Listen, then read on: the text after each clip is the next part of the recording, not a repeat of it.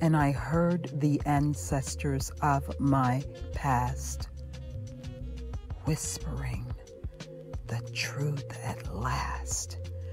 You are special. He told me to take a picture every day in my life, and that way I could have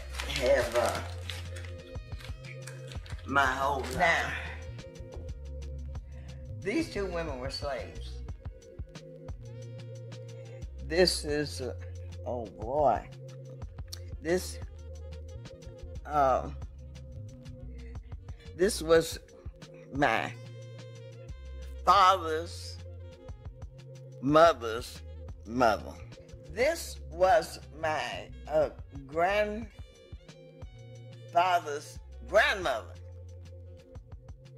Okay. Yeah. This was my grandfather's wife. This was my grandmother on my father's side. Okay. And this was her mother. This was my mother. Okay. This was my mother's mother.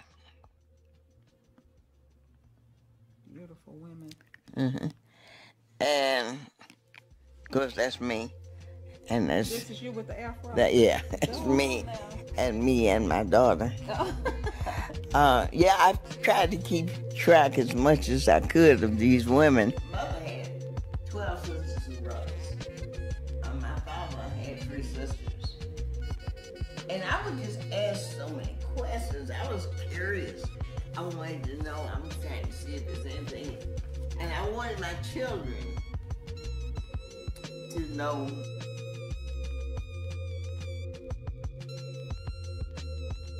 This was a cousin. He's a minister now, but he went to Africa. He went to Ghana. And he went back. That's how he found it out. Yeah. So he said, "Yeah, I found out." I've always been a queen, and you never knew it. When I lay bound in chains, and you never knew it. When I stood on the auction block, and you never knew it. When my back was scarred and striped, you never knew it. When they lynched my son, when they shamed my man, when I took hate and scorn and turned it into love, you should have known. By all my heart had seen, above all others, you should have seen that I have always been a queen. There's an interesting piece behind you. What? Do you know about that piece? The picture with the African... that piece? Yes, ma'am. I know someone, a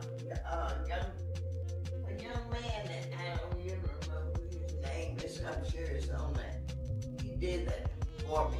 It's beautiful. Just gave it to me. It's African art. Right, a different. Yeah, because I've always been proud to be African. That's they used to tease me in school when I was in elementary school. I knew that my ancestors came from Africa, and I was very proud of that. But I also knew, because I had asked, because I knew I had white ancestors over here in the United States. And I said, I couldn't figure that out. Now you know when somebody's white.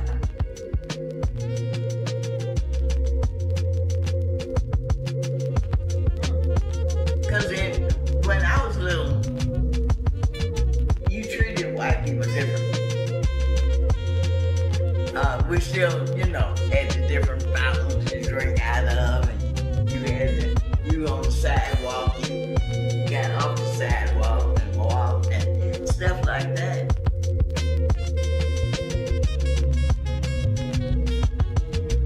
I saw something, and I still remember it, it frightened me so.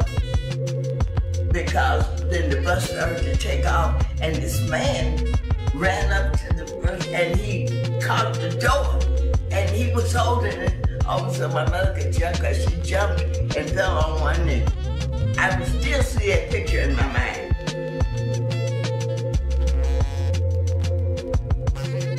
Still, I was so little that she had to take me up, put me off the bus, and I was standing there looking at this, you know, and I thought my mother was gonna die, you know. I didn't know what was gonna happen to her.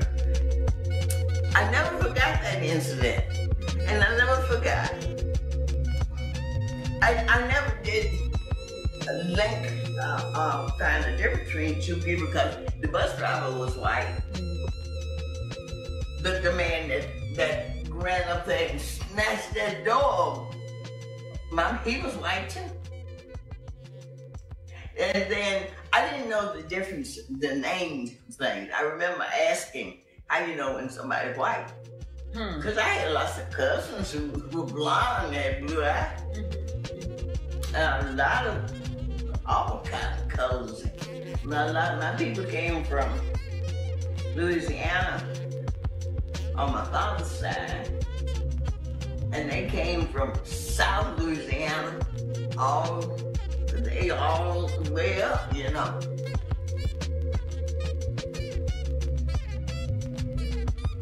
I remember going to visit some cousins who grew sugarcane,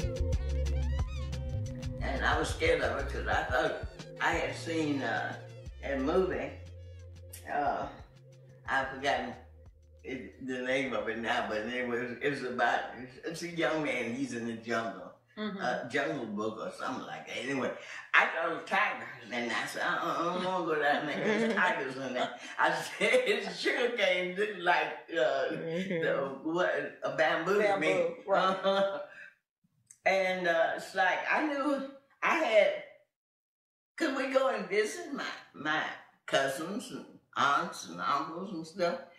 And so I remember saying, how you know when somebody was? How do you know?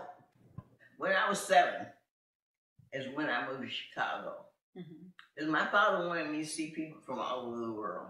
He wanted me to be exposed to people all over the world. I wanted to talk with all these people from all over the world.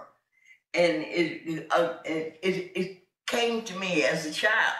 It's people are people.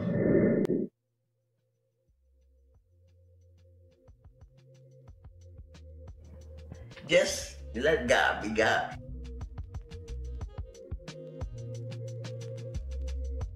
My grandmother, my mother's mother, she'd have me read the Bible. I had to read one of those songs every day when I stayed with her. I had to read that Bible, and I had to explain to her what that meant. If I didn't know what that meant, she'd tell me what that meant. But I had to read that Bible. And so that's what I grew up that way, and it's in me. I really do believe what's in that Bible. Yes. I don't believe it's just some stories that somebody made up. I really believe that God made man. And since God is God, I mean, my concept of God made man, and he equipped him with whatever he needed to be here to do his work. Whatever he put us here to do. He gave us different talents, we call them. Like he intended for me to teach.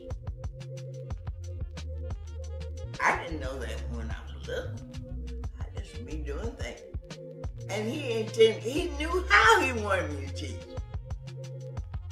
Because as long as I can remember, I have been acting. I wouldn't make up. I have no brothers and sisters. So I had these play brothers and sisters that I'd make up in my mind. I would make up a little game, and I'd be everybody in the game. You know, if I would say something where it was like a farmer, you know, and his wife and his children and grandchildren and all of that, you know, I'd have to be everybody because I had everybody to play with. I didn't have many brothers and sisters. So God was preparing me. He's said, I want you to teach, and I want you teach in this method. I want you to act.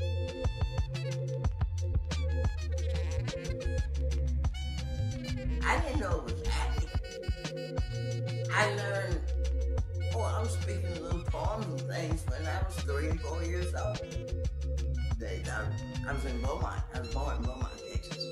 And I can remember people taking me to school. And I'd say my little poems and this and the other. And I could sing and dance and do all that stuff. And to me, it was just play. I was singing about it. And my interest in history and geography. I was so fascinated, and still am. I remember we had National Geographic magazines. We had every classroom had